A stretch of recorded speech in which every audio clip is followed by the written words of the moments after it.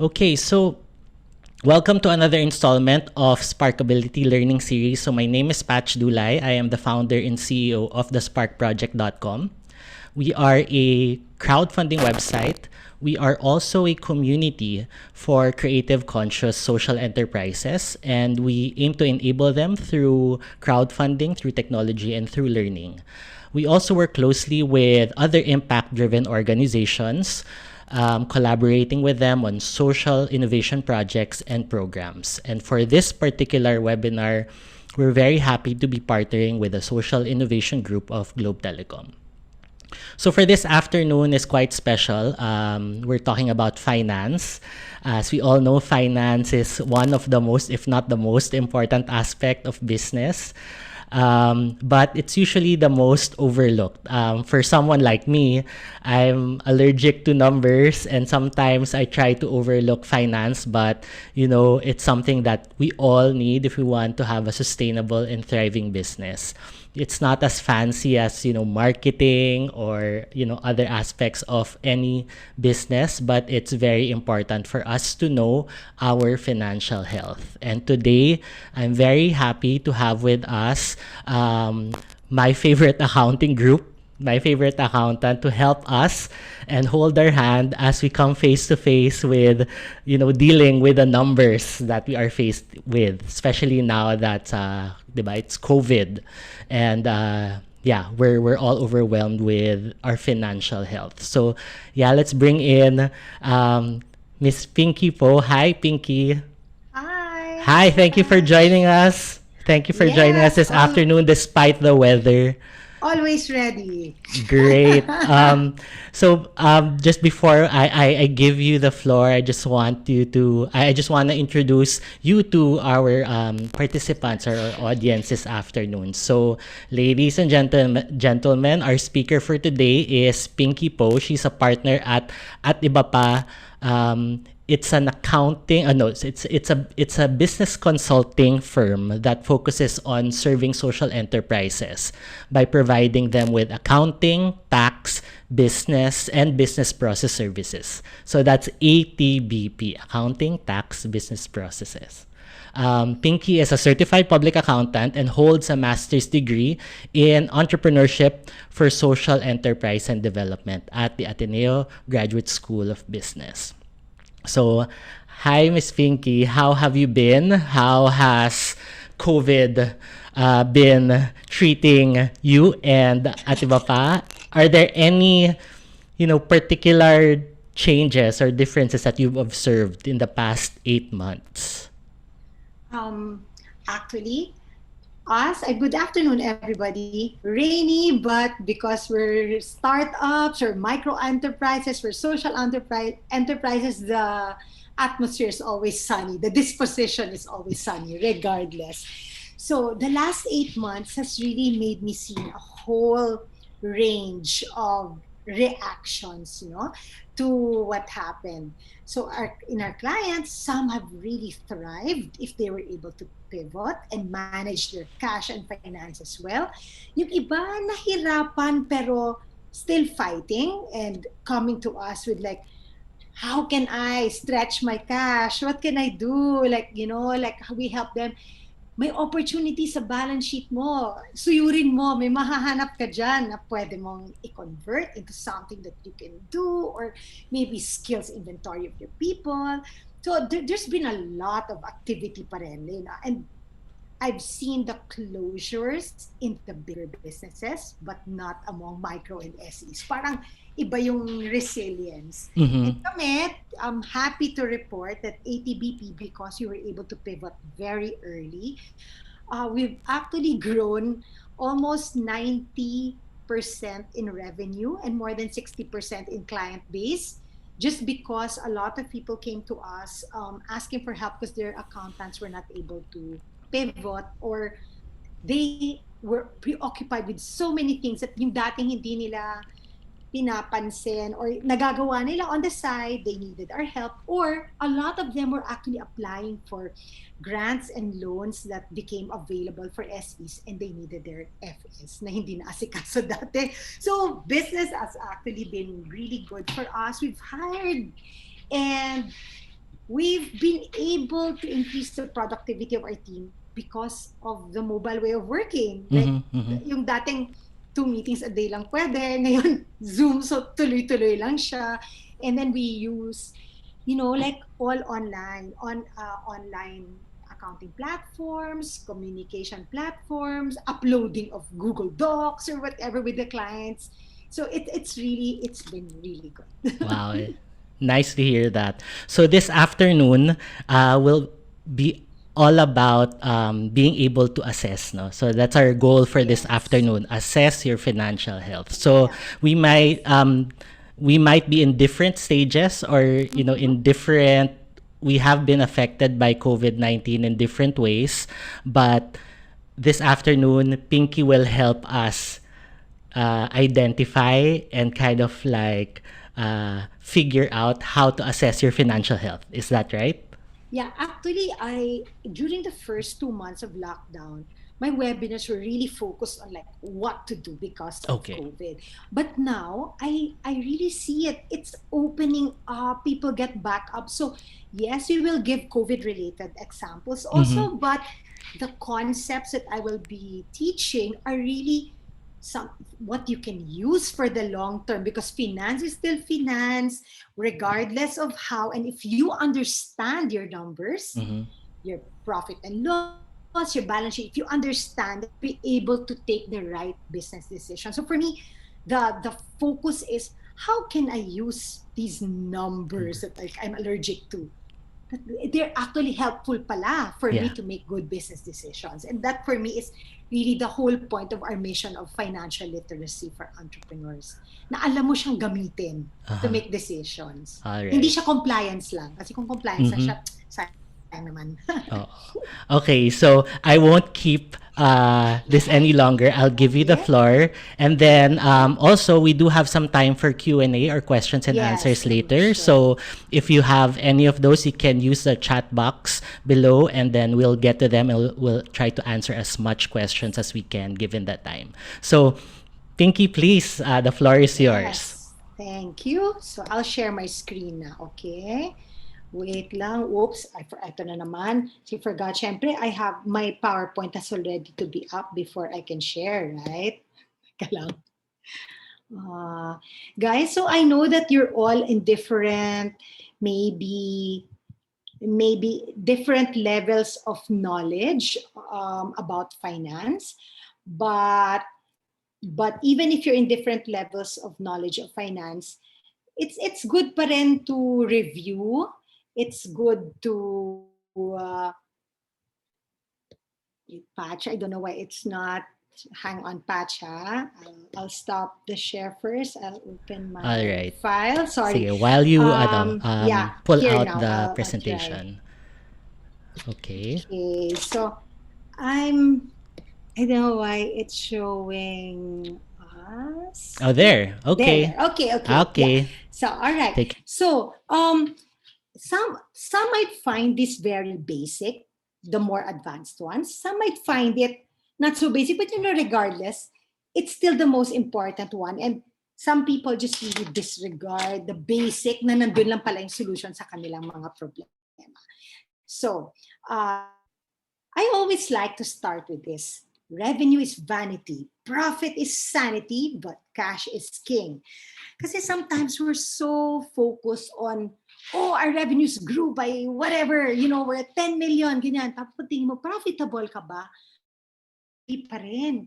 So it's good to have that revenue, but we really have to like find ways to be profitable. This is the only way we can have sanity in our businesses and be sustainable. And at the end, cash is king. Kasi when times are tough, like what happened with COVID, it was cash that really carried the day. This mythical cash is king expression was first used by the Volvo CEO during the financial crisis in 88. And it's the companies that had a lot of cash, or who managed their cash well, who were able to survive. So sa COVID, that's what we saw also. But there were different ways to address it naman. Whether konti, enough lang, or madaming cash, it's what you do with it. So, yun. And we also like to go by this to start with. Kasi, You cannot, di ba in this day and age, we measure everything. We measure our sleeping time, our waking time, our steps, our calories, our everything. Pero sometimes we don't take the effort to measure our own enterprises, whether it's our profitability or it's our activity ratios, like meaning how efficient are we at using our resources or at how effective. Hindi natin binibigyan ng kulang importance ang pag-measure. I wish I could discuss all those here now, but I really can't. We have such limited time. And therefore, I will just go to the, like parang 3 sets of most important vital signs to look at. And then the rest we will tackle in the November 26th. We're having a 3-hour workshop there. We can really go deeper. So we will just look at 3 things. Profit and loss statement and what it tells us. Balance sheet, what does it tell us? Kasi compliance, andyan siya, assets, liabilities, but what is it telling us? And working capital management and what it's telling us also. And then at every point, we will put some actionable points along the way. So, ito na naman sa favorite, profit, sanity. So what are the questions to ask when I'm looking at my P&L?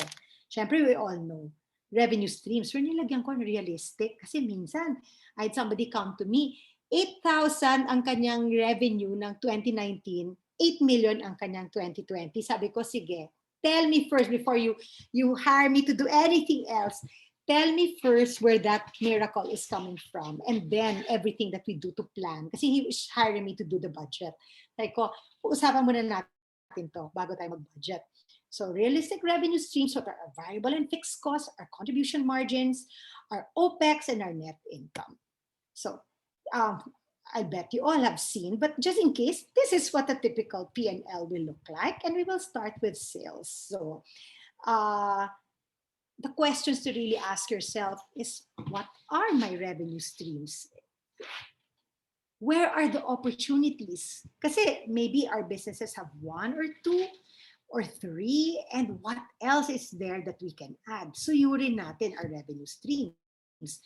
Well, so will we be able to deliver the same quality at the same price at what our customers are expecting?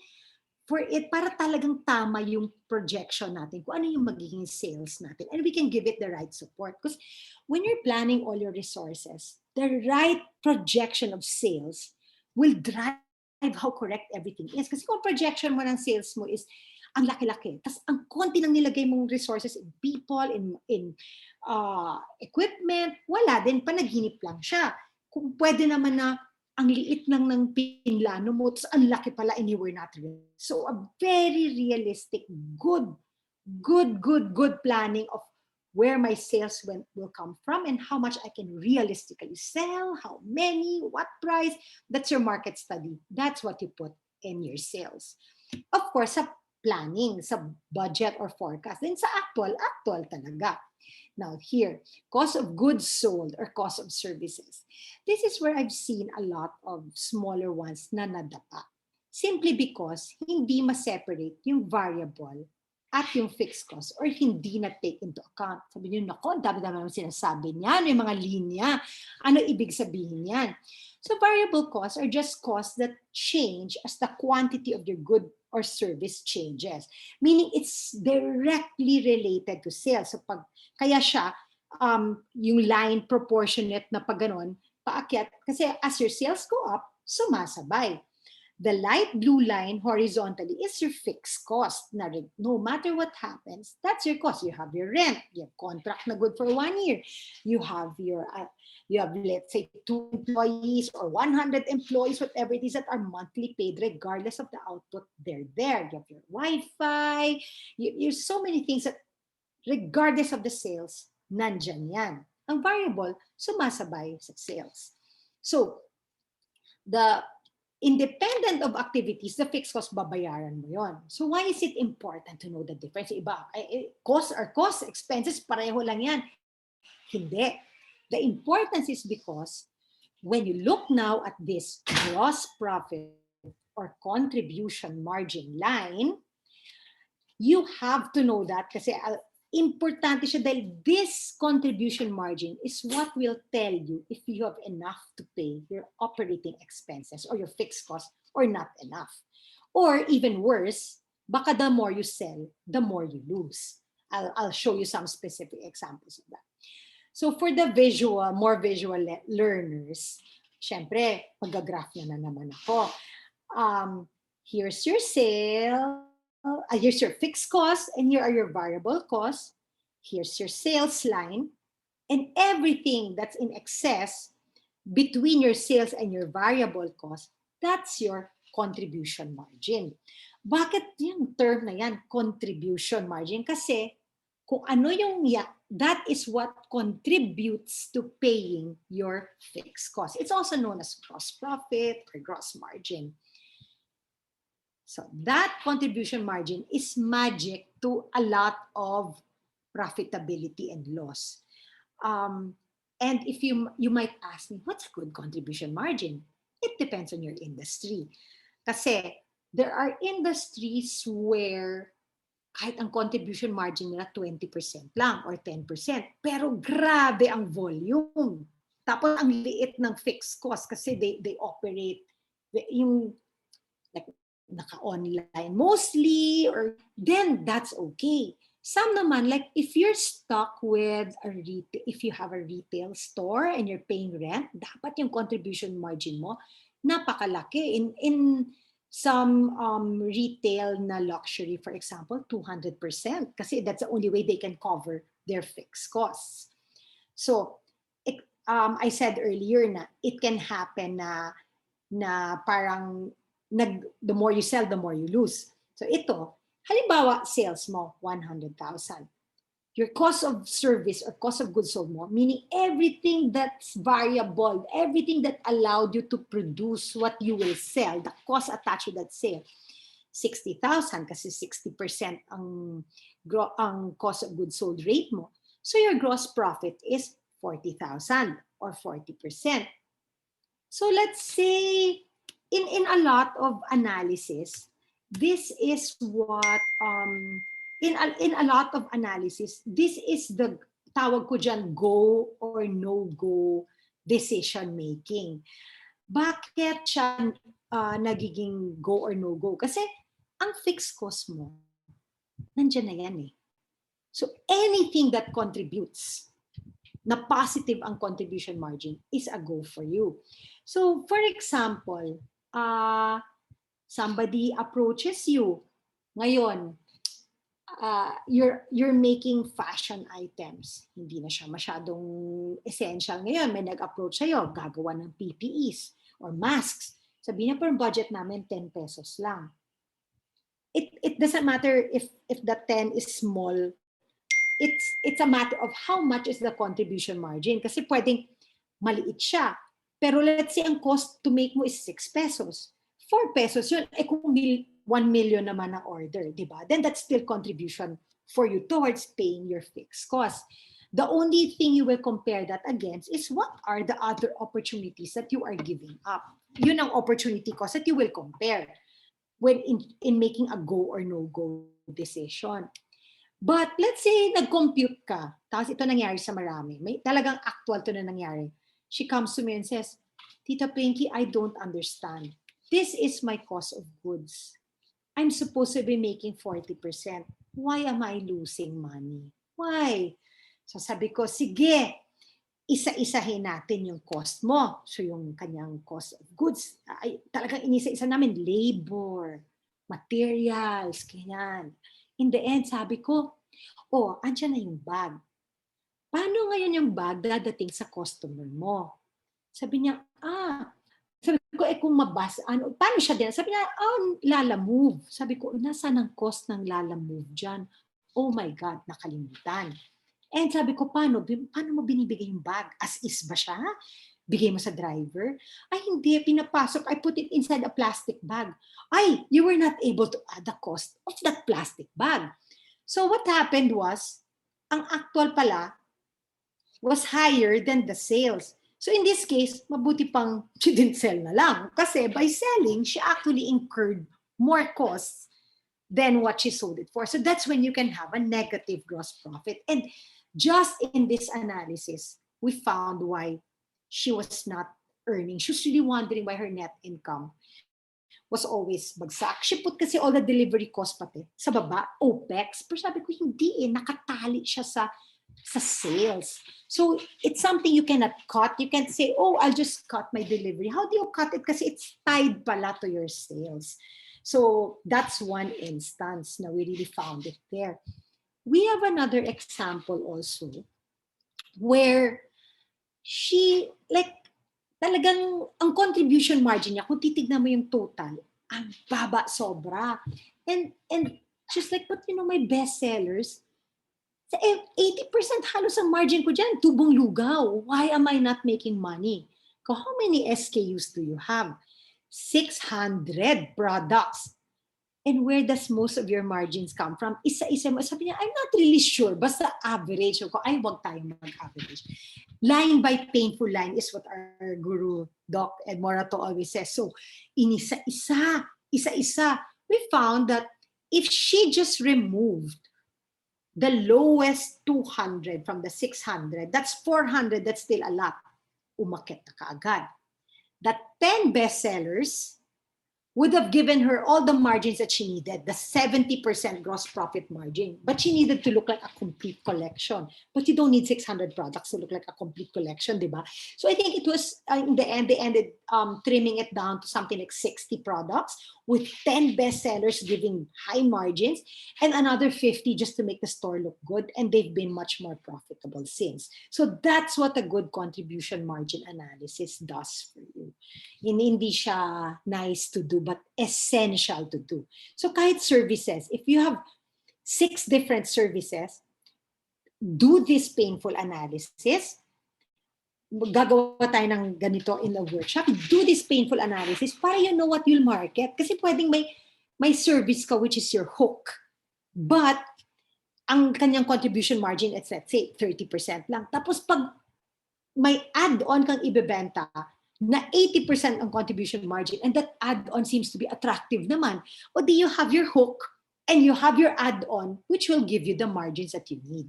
So there's a lot of ways to do product combinations and marketing, but you need to know your contribution margins very well. Mabusisi, madugo, but worth the effort. So after that, yung contribution margin, ito na si operating expenses. Ito, alam ko, this is the easiest one to grasp. O, the salaries mo, huwag kalimutan ng taxes, your utilities, ganyan. And minsan, lagi kang magtatanong, ano pang hindi ko nadagdag?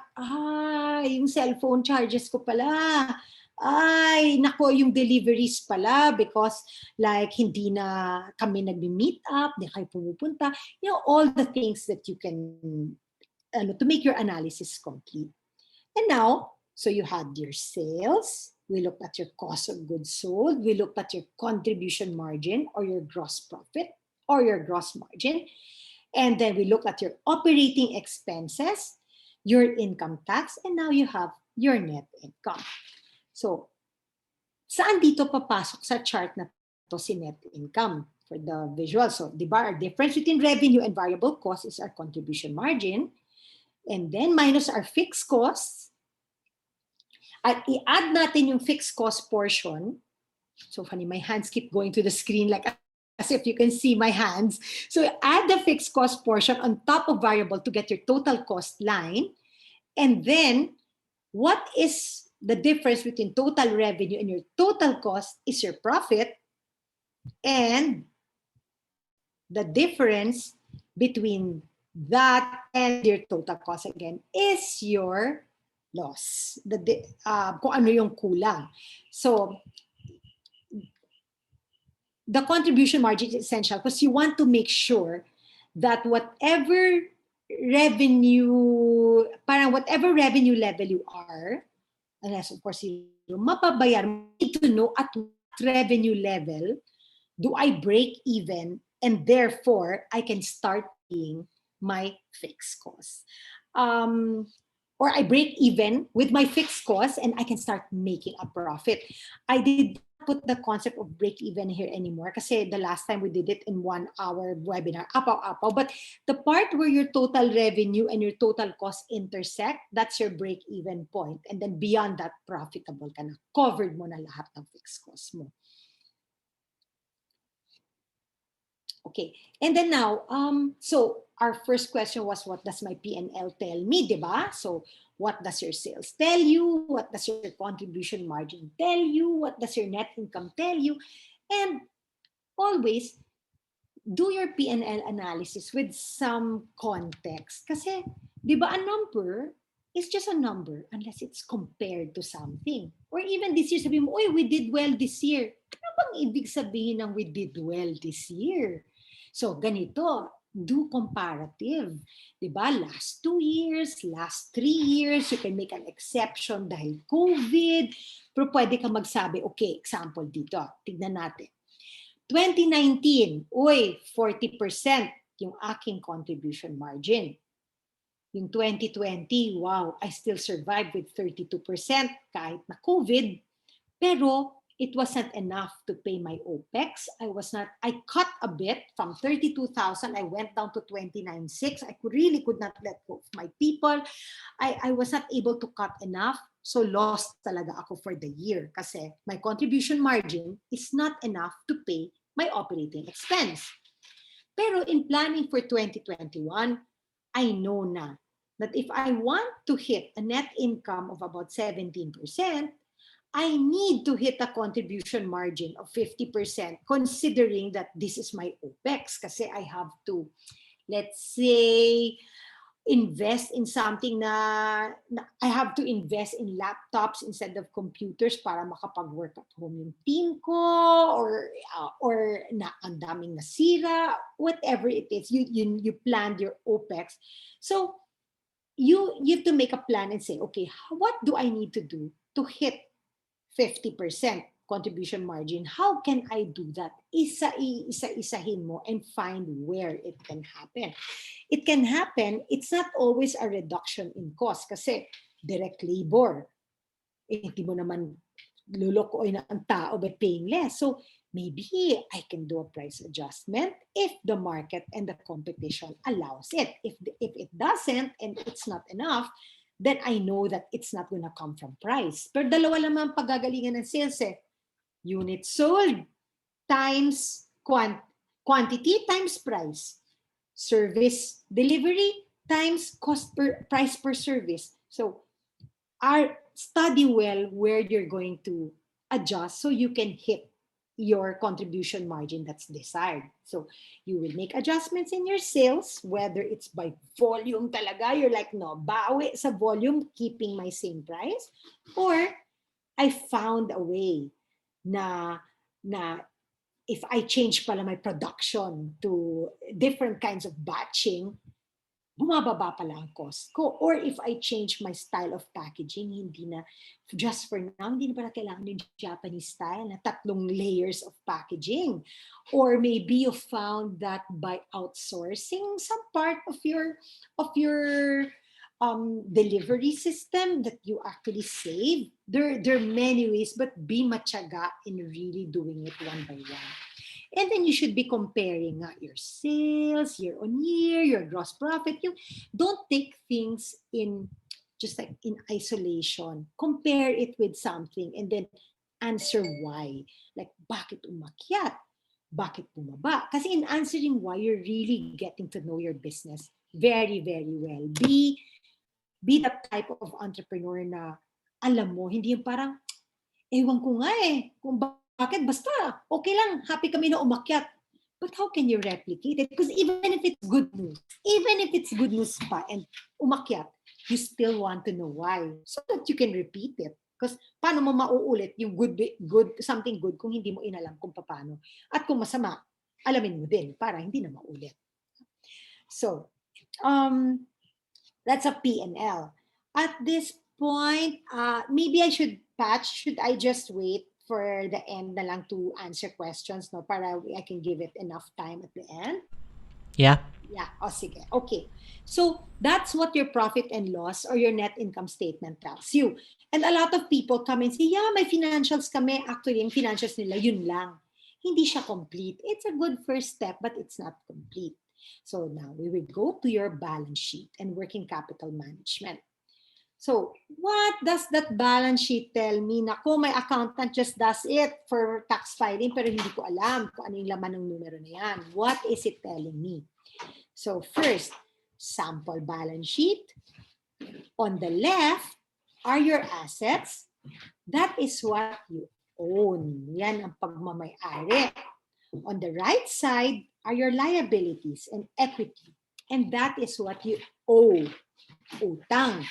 Bakit naging utang ang equity? That's mine. That's my partner's. That's not utang.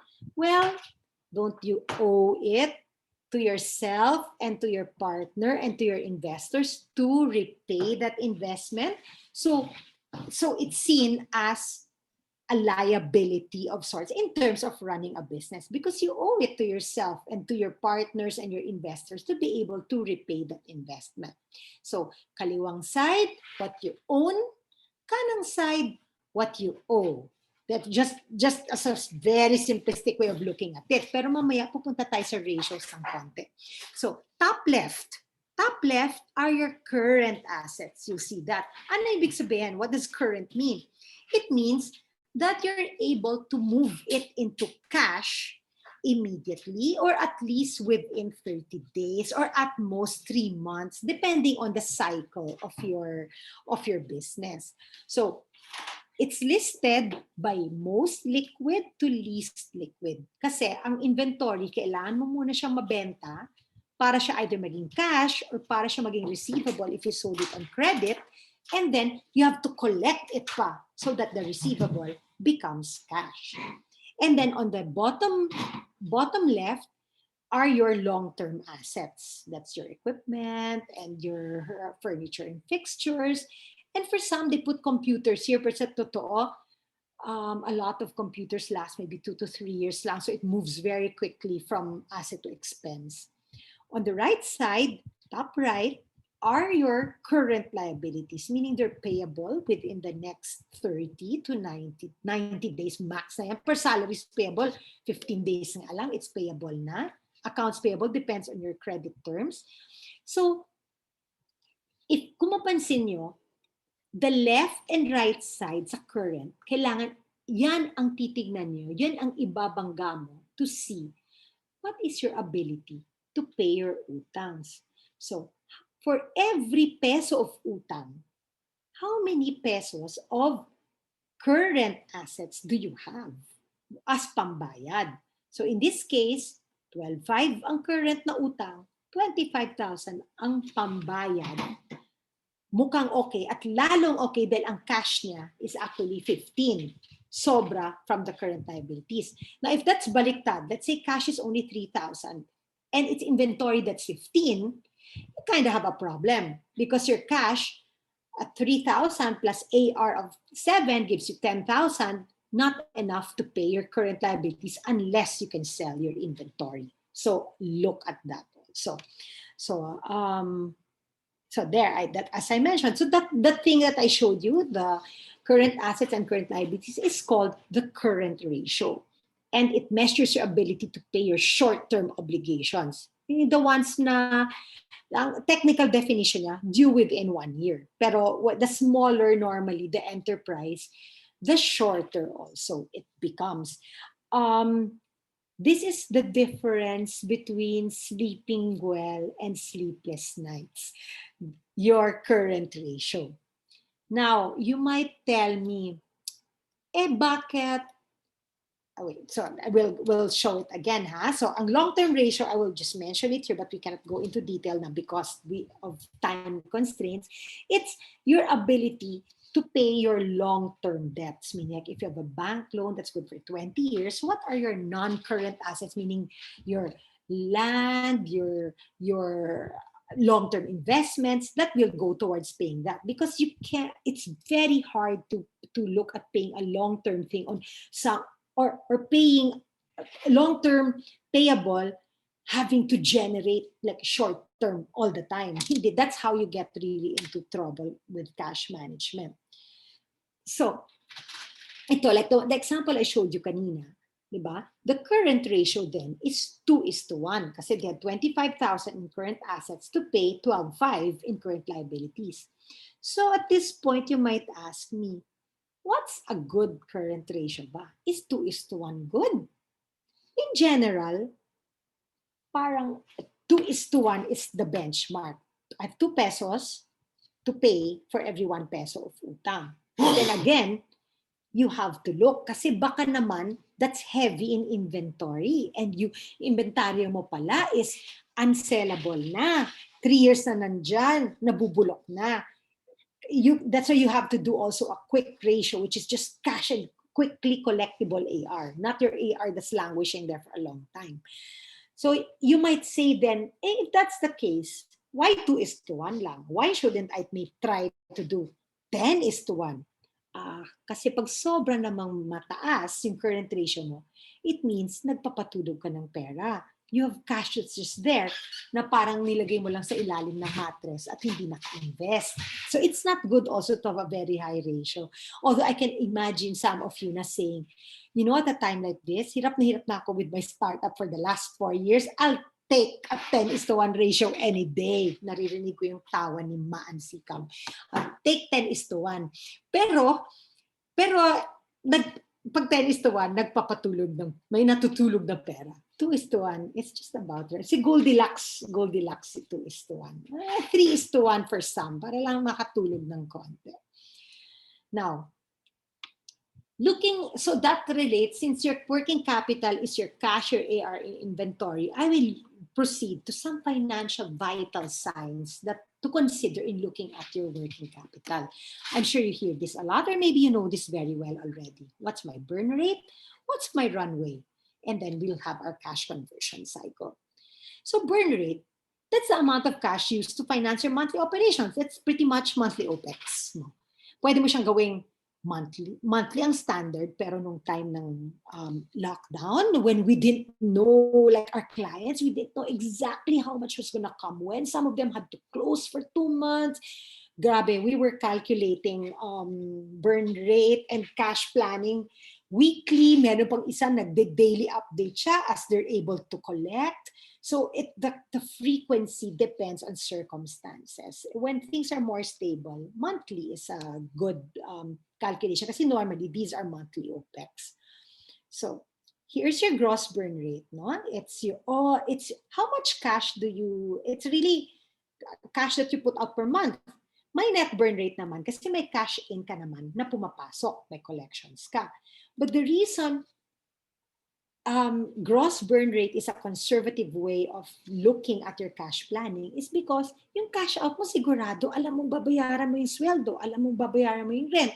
Pero yung cash in mo, which is collections, is not sure. So in planning cash, it's always good to do both gross and net burn rate, but don't neglect using gross burn rate.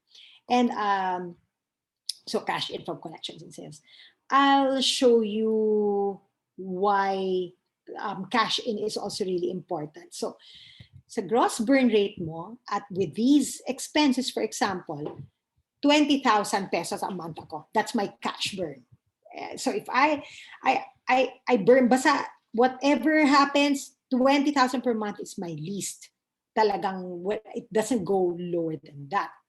But if I'm able to do some collections,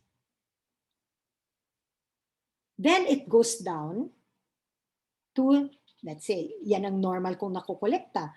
Then it goes down to 10,000 na lang a month, which is my net burn rate. Mas nakakahinga ako ng konti. Now, those two examples, we will relate it now in discussing runways. If somebody asks you, you're pitching for investment, what's your runway? What's your runway right now? What's your burn rate? What's your runway? So you'd say, okay, my burn rate gross is 20 a month. My net, assuming I'm able to collect this much, usually is 10K. My runway, okay, it's a number of months or days, however you want it. Normally, it's a number of months. Amount of time that you have before you run out of cash, assuming the cash that you have is the cash that you have. And wala na masyadong papasok except sa calculating ng net burn rate. So let's say you have 100,000 in cash now, and your burn rate is at 20,000 per month, you have a runway of 5 months. So the clients we had who had this runway at the start of the lockdown, medyo were able to be calm about it. Like the first 2 months, able to help their employees muna by advancing some salaries para maka-grocery, maka-uwi, maka-ganon. And here's the big difference between being able to collect even during crisis. So assuming absolutely no collections and you had 100,000 in 5 months, it's gone. But if you're able to collect, assuming the net burn rate of 10,000, suddenly you have 10 months to keep the company going instead of 5 months. Laking ginhawa sa pag-iisip na, okay, I have enough to keep going for 10 months and I'm gonna pivot and I'm gonna fight this out, but I have enough. So that's the concept of runway. How much time do you have until you run out of cash? Using the cash you have now and your burn rate, which is how much cash do you burn every month. Now, the cash conversion cycle is the amount of time it takes a company to convert your investments in inventory into cash. Again, so from cash, bibili ka, or you buy stuff to produce and that becomes your inventory, or if you're a trader, trading, you buy materials that you will sell. And then from inventory, you sell it either into cash right away or on credit, in which case it becomes AR. And then when you collect it, it's back as cash. So from cash back to cash is your cash conversion cycle.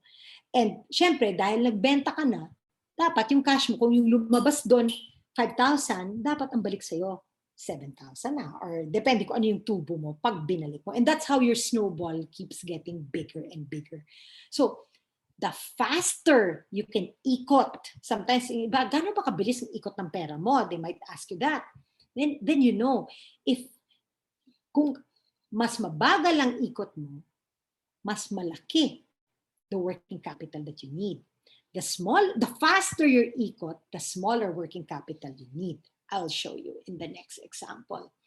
So this inventory days, okay, it takes me 10 days from the time I buy the inventory to the time I'm able to sell it. For example, 10 days siya.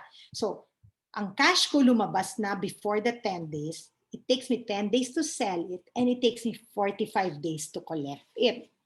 So, my cash conversion cycle, and then to sell pala, 45 days to sell, and then 15 days to collect. So, sorry guys. So, 45 okay. 10 days to sell, 45 days to collect, and then it takes me 15 days to pay my supplier every time. Therefore, my cash conversion cycle is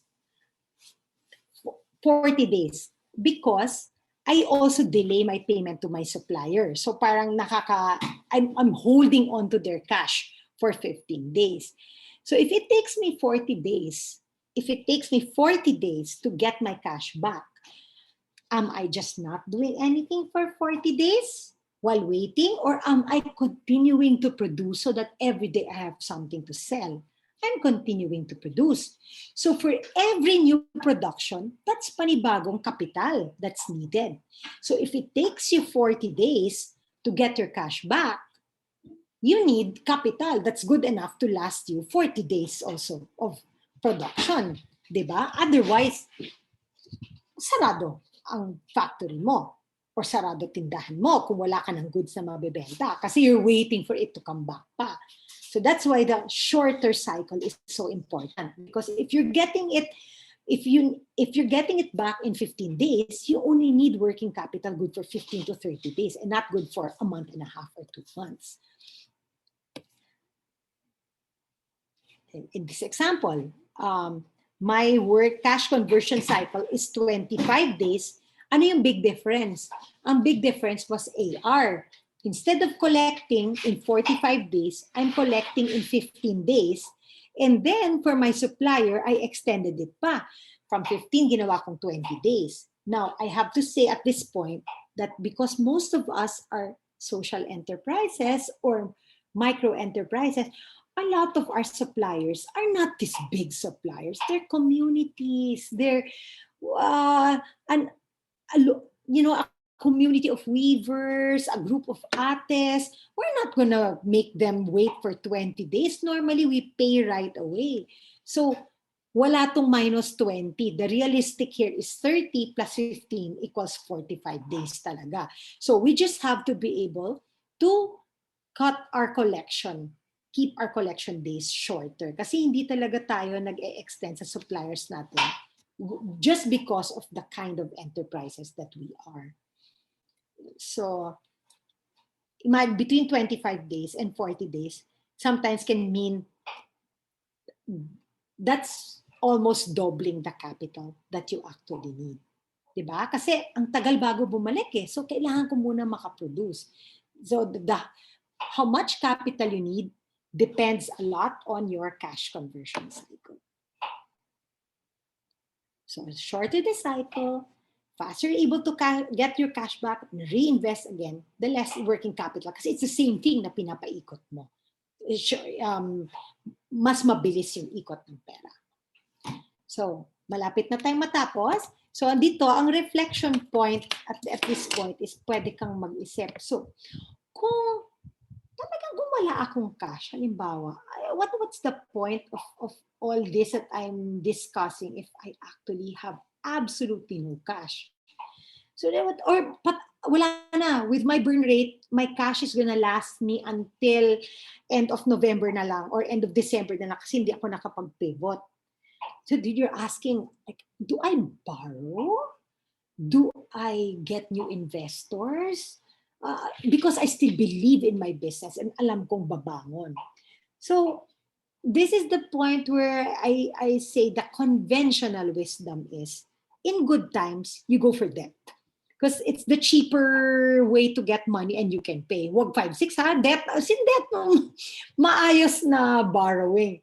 In bad times, you might have to go for equity if you believe in your business that babangon siya, but you cannot have the pressure of paying debt right away. Then this is where equity comes in. Pero you have to have a really solid model to be able to get investors at a time like this. And ito na rin lang tayo. Sa ngayon, ang dami actually government subsidies, government available loans for MSMEs. Alamin natin lahat yon and let's apply for them. Kasi that can really give us oxygen to go where we are, just to help us now. And then one last, just as a reminder lang to close this before I open for questions. So, sabihin mo, anong relationship nito lahat? Looking at the profit and loss, the balance sheet, the working capital. First, I'll say that a lot of that tendency talaga is to be so focused on profit and loss. Everybody's just trying to grow, scale, mabilis. But me as a finance professional, if I were to just look at one, in the balance sheet, I would look at the contribution margin and the OPEX because that tells you the net income and the contribution margin. That tells you talaga a lot. Pero balance sheet, very few people know how to read balance sheets. But when you learn how to read your balance sheet, look at the ratios. May pambayad ba to ng short term? Will this business be able to stay afloat? The one, if I could just have one, give me the balance sheet and I'll be able to tell how the business is doing. Look at the ratios in the balance sheets, and that's where you can also find opportunities. Baka may mga unused lang dyan or pwedeng ibenta, ganyan. You can see if they're liquid. You can see if they're solvent. Solvent is if they can stay in business for the long term. Para may lumapit sa akin ngayon, 8 million ang loss na this year.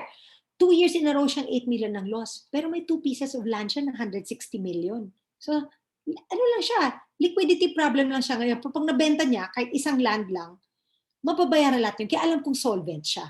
Hindi man siya liquid, solvent siya. on the long term. So that's what the balance sheet tells. So profit and loss, kung nagmamaneho tayo ng kotse, yun, where our eyes are always on the speedometer. Talaga, speedometer lang. Hala, fast, fast, fast, fast, fast. Yay! I'm growing, I'm scaling, I'm scaling. And no one was looking at cash management. And then you come to a screeching halt. You run out of gas. So that's my uh, little analogy lang in understanding why we need to look at all our financials talaga. Yun. And then at this point, sabi ni Patch, grabe in-elevate ko ni Patch, consulting. We really, our accounting and consulting firm, we provide these for social enterprises mostly and also some micro kasi mission talaga to.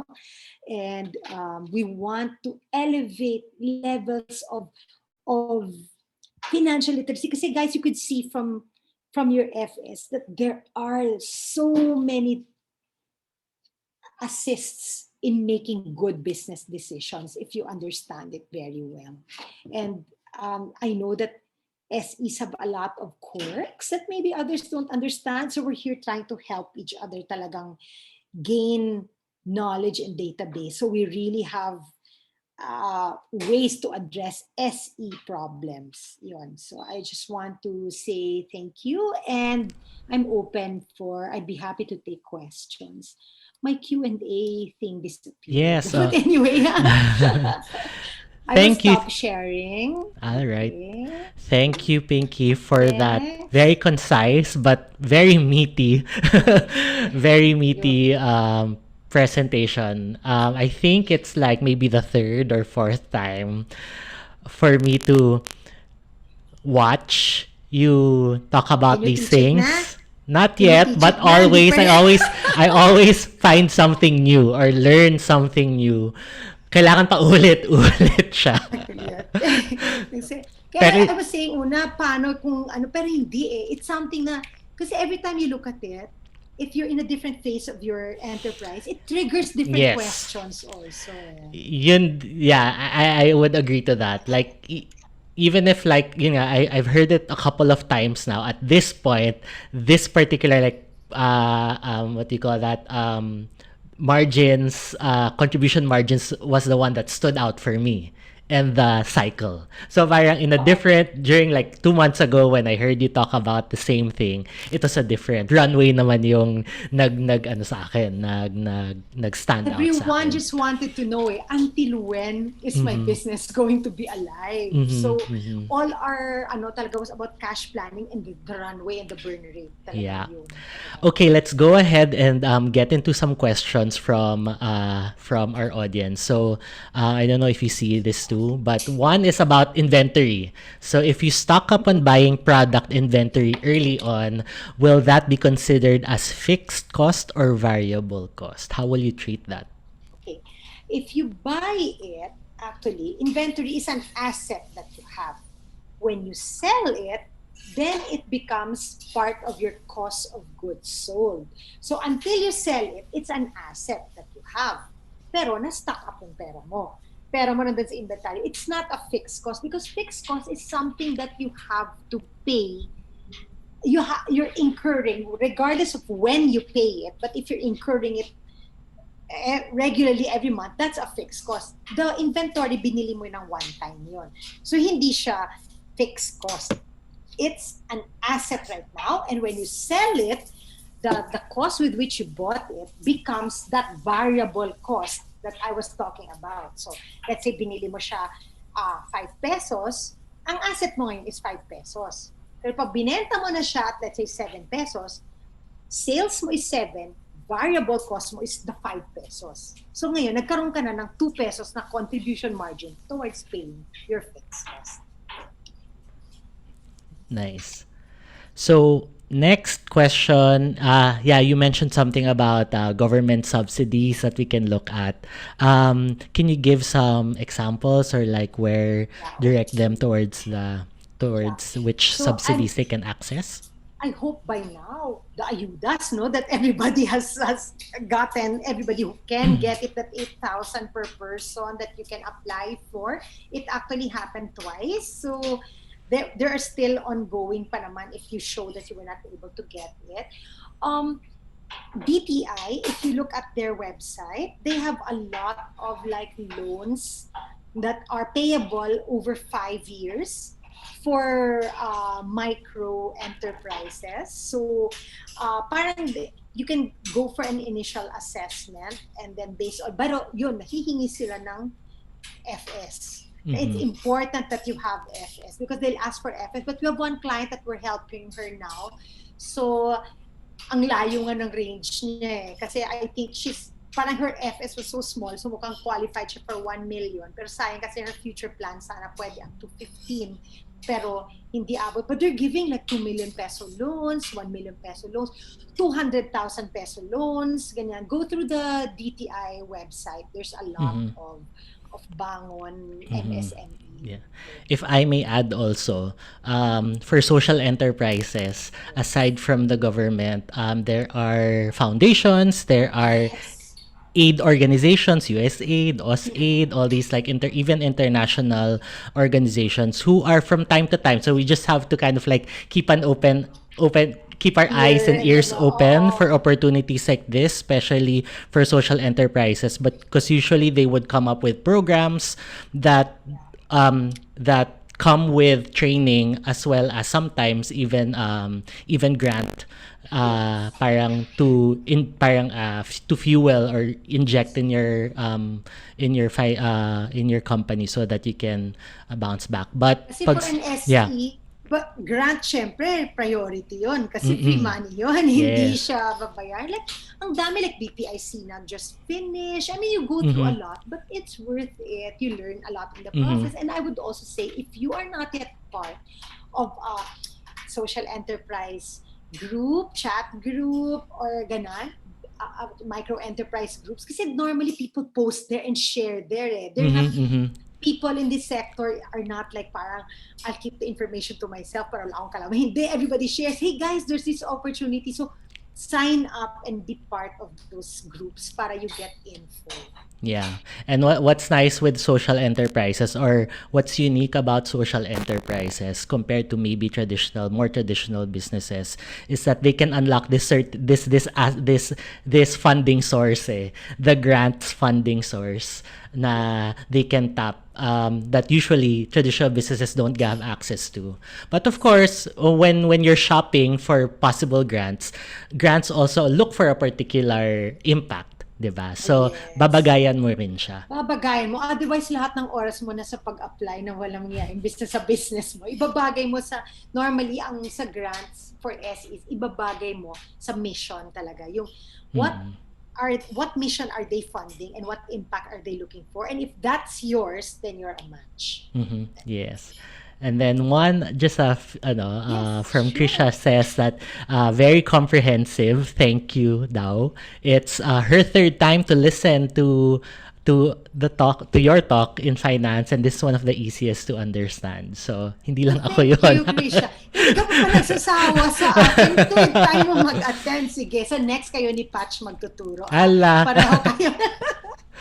No, I'm happy you said that it's easy to understand. I realize, Krisha, that when there's too much, sometimes, di ba, like, I really pared it down. Kasi when there's too much, talagang it's overflowing water na umaapaw sa baso. So I'd rather, in fact, have multiple sessions with focus on one major thing. Kasi mas naa-absorb. Thank you for that feedback. Okay. So if we were still open for questions from the group, if you have any burning questions that you would like to ask Great. Pinky before we end, because it's already 5 o'clock.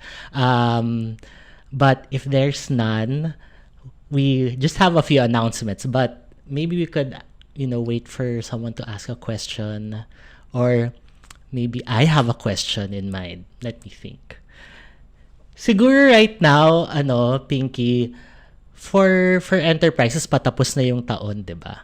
Yes. I was What gonna can they say. do now in preparing for 2021? Okay, I Um was going to actually do that as a closing. Parang for me, don't be burdened by what happened this year. Like like accept it as a given. And alam na natin na, yeah, kung may vaccine man dyan, hindi tayo mauuna. So let's learn to live with this and let's learn to pivot. Now, in terms of numbers, how do we do that, di ba? Now pa lang, you do your FS na as of end October. Aralin mo na ng mabuti. And then do na your forecast, your projected November and December para you know where your year ends and start na looking to 2021. That's for your PNLC where, as in, be matyaga. Suyurin mo kung saan, where can I make improvements? Because at a time like this, the micro improvements sometimes can mean the difference between extending the life of your business one more month or not. You know? And on the practical side, I was going to say that if you have real property taxes to pay it now, November, December, because there's a 20% discount because it's hard to earn 20%. You don't earn 20% from cash in the bank, nor sometimes your businesses don't make 20% income. So if your businesses have real estate taxes to pay it, and renew your permits in January and make sure you don't incur penalties because one of the babayaran mo rin naman. Gawin mo na kasi one of the most useless expenses are the penalties. And then really take a hard look at parang i-separate mo ang matip ko talaga. Alam ko, I know it's supposed to be a finance webinar, but still, because finance, think of your P&L like this. Think of your FS as, this is just yung kwento ng business ko, but in numbers. Ano bang nangyari in numbers? Ano ang mangyayari in numbers? It's just a kwento. Don't be intimidated by it. Some people get intimidated. It's like, numbers. No, kwento mo yan. Kwento mo yan so you know it more than anyone else. You know it because it's your story, but in numbers. So, embrace it and really suyurin mo isa-isa para na yung pwede mong gawin na improvements, gawin mo. Because all those really micro things can make a difference. Yeah. Don't be afraid. And yung favorite ko, Patch, yung we all need that best friend who tells us the truth, right? We have so many friends, but we all need that best friend who tells us the truth. Your numbers are that best cannot friend. lie. Your numbers Tell you cannot the truth lie. because they don't lie. Kahit anong katang isip mo dyan na milyones ang sales mo, your numbers will tell you the truth. So, trust them, learn to rely on them, learn to use them for good business decision making, and always see them as, this is my tool for good decision making. This is not the end. The FS is just the output. Okay, may FS ako. Ano ngayon? Diba? So, it's not, kung may FS ako, compliance. Pero, ano ngayon? Dahil meron ako. Anong nakikita ko? Anong nababasa ko? Then that's when it really helps you towards your outcome. All right. Thank you. Yun nga yung really don't be intimidated by the numbers. Your numbers tell you the story, and it's your story, the story of your business, and nothing it's nothing to be intimidated about. So with that, we'll just share with you some announcements that we have. Thank you for joining us this afternoon and for sharing with us with this 1 hour webinar, helping us diagnose our business fitness.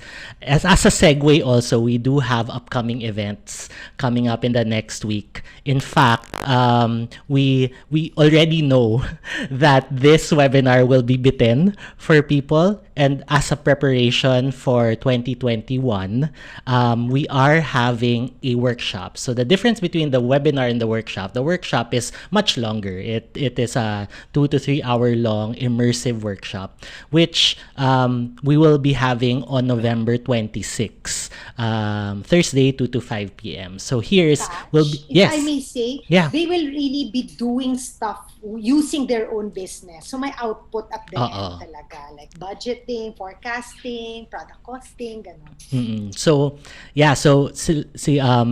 Pinky and Vini have been preparing and designing this workshop, designed in such a way that meron talaga tayong output from the session or the workshop that we'll be having with them. So if you want to use this time, which I think you should, before 2021, to really go through, pasadahan yung ating finances to prepare us better for 2021, we super encourage you to join us on November 26 for this workshop. And to sign up for this, you can go to sparkability.org for that. So registration for this is now open. We also have another one that I'll be running the week after that.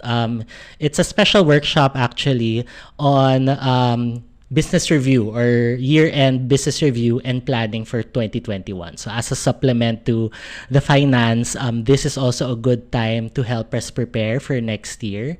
So I'll be running it together with Kitty Feria. So this will help you, or the objective of this workshop is to guide you through, going back, having a revisit of 2020, but also looking forward for 2021. So this is guided, and we'll have time. So it's both a workshop. We have a workbook that will guide you through, and we'll also have live sessions for consulting and group coaching. So that also registration is open at sparkability.org. So if you guys aren't familiar with sparkability.org, that's a Spark Project school. So we created that during this time last May to house our growing library of courses and resources to help you spark a better normal. So aside from those opportunities that we'll be having in the next weeks, we also have recordings of our previous sessions that you can also jump and consume right away. So I invite you guys to go visit sparkability.org.